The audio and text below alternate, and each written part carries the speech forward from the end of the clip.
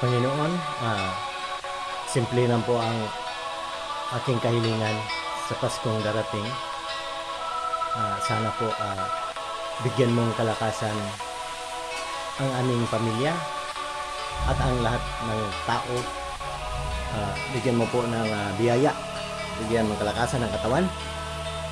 At sana po yung pong mga walang mga trabaho, magkaroon po ng trabaho.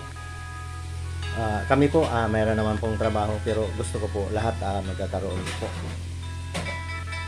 At ang lahat po sana magkakaroon ng mga grocery ngayong Pasko.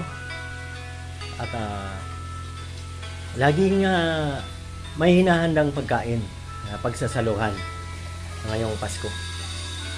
Lagi tayong